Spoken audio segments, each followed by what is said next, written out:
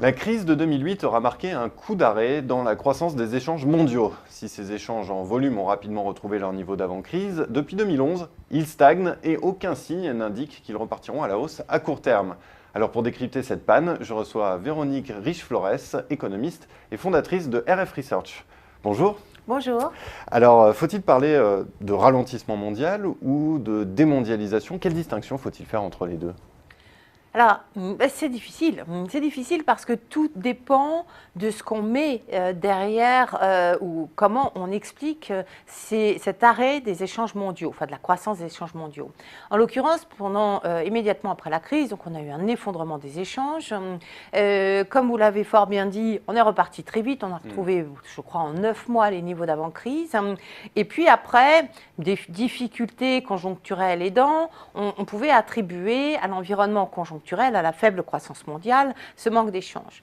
Plus on avance dans le temps, plus on observe les changements en cours dans de grandes régions, plus j'ai l'impression qu'il faut aller plus loin.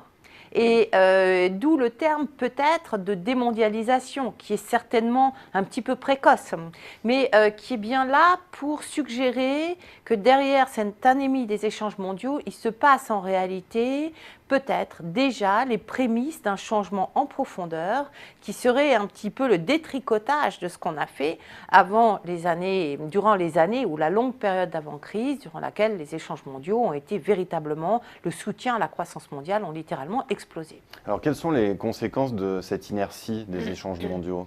Alors, il y a plusieurs conséquences. Peut-être avant les conséquences, qu'est-ce qu'on voit? Si vous voulez, il y a forcément moins d'échanges parce qu'on vit moins à crédit. Les déséquilibres courants se sont résorbés. Donc, effectivement, ça génère moins de flux d'échanges. Mais il y a autre chose, et ça peut être ponctuel, en tout cas du conjoncturel un peu durable. Par contre, ce qui est plus préoccupant, c'est qu'on voit que des économies comme la Chine sont en train de se refermer. Et ça me semble être un mouvement plus structurel, plus durable. Or, la Chine a bien été l'élément moteur numéro 1 de la mondialisation. Si elle se referme, qu'est-ce que ça veut dire? Ça veut dire que la courroie de transmission entre la Chine, ou la croissance chinoise, et le reste du monde est rompue.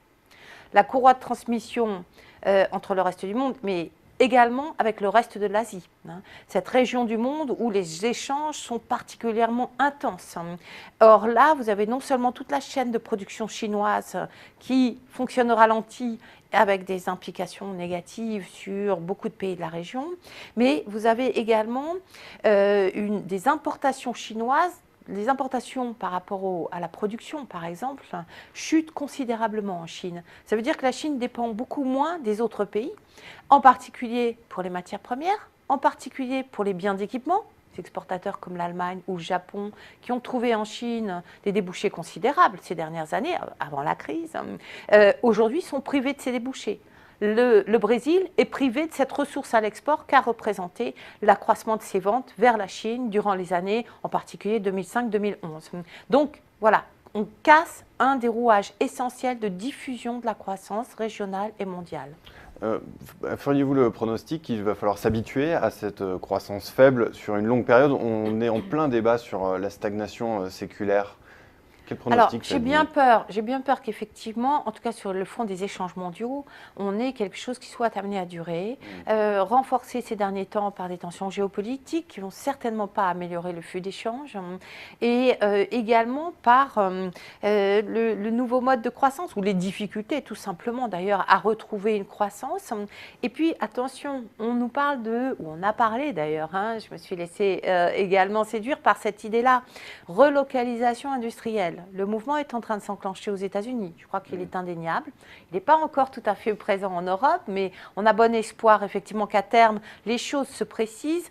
Et vous voyez bien qu'il y a contradiction. On est passé de l'idée de relocalisation industrielle. Or, il y aura relocalisation uniquement si on a démondialisation. Parce qu'effectivement, en remplaçant par une production locale ce qu'on importait jusqu'à maintenant. Donc, je pense qu'il y a beaucoup d'éléments, effectivement. D'abord parce qu'on est sans doute allé très loin, trop loin dans le mouvement mouvement de mondialisation avant la crise. Donc il y a une partie qui se corrige automatiquement et également des conditions de croissance qui font que beaucoup de pays se referment ou beaucoup de régions se referment, se protègent. Et ça va de pair avec la dégradation également du climat géopolitique. Pourrait-on imaginer néanmoins une inversion de tendance à court terme et d'où pourrait venir l'impulsion de la Chine? Écoutez, même si vous disiez que c'était structurel, ce repli. On a les yeux rivés un petit peu sur les États-Unis. L'économie américaine va un petit peu mieux. Donc, on a tendance à dupliquer les schémas antérieurs à la crise. L'économie américaine va mieux, donc le consommateur américain ira mieux et lui-même va retirer la demande internationale. J'ai bien peur que ceci soit cassé, effectivement. Alors, qu'est-ce qui reste? L'Europe, qui est une zone de très forte importation. L'Europe va mal, je pense durablement mal, probablement trop mal pour pouvoir impulser cette dynamique. Et après, il reste les pays émergents.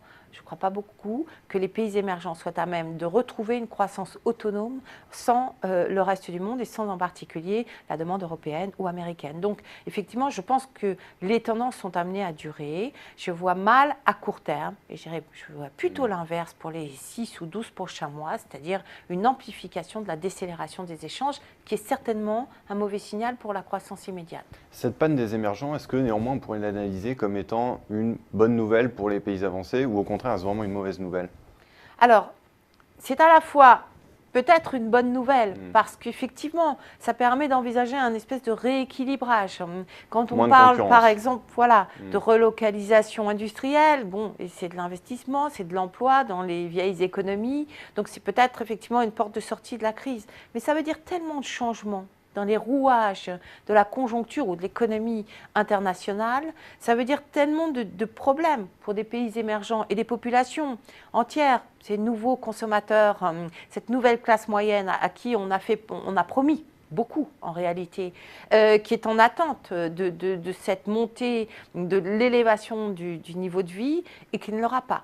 Donc ça, c'est source de tensions sociales, politiques, d'instabilité et net, voilà. Alors oui, peut-être que c'est une bonne nouvelle pour les pays industrialisés. C'est surtout beaucoup de désordre, beaucoup d'instabilité et un monde tellement différent de celui qui prédominait avant la crise que c'est également beaucoup de chocs et de remise en question. Véronique Riche-Flores, vous l'avez un petit peu évoqué tout à l'heure, toutes les grandes zones du monde sont entrées dans des stratégies exportatrices, des politiques excédentaires. Est-ce qu'on peut remédier à cette panne de demande mondiale? Alors, ça c'est... Est-ce que le salut peut venir des États-Unis? C'est peut-être insuffisant. Je pense que le salut ne viendra pas de l'économie américaine, parce que l'économie américaine n'est pas totalement remise de la crise, parce que la croissance à crédit qui prédominait avant la crise a disparu.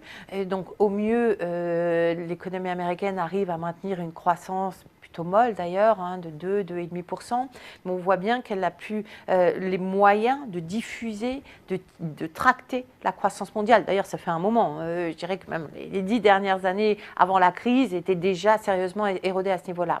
Donc, ça pose effectivement la question des politiques, à la fois des politiques économiques, qui ont toutes, et surtout en Europe, privilégier une croissance à l'exportation.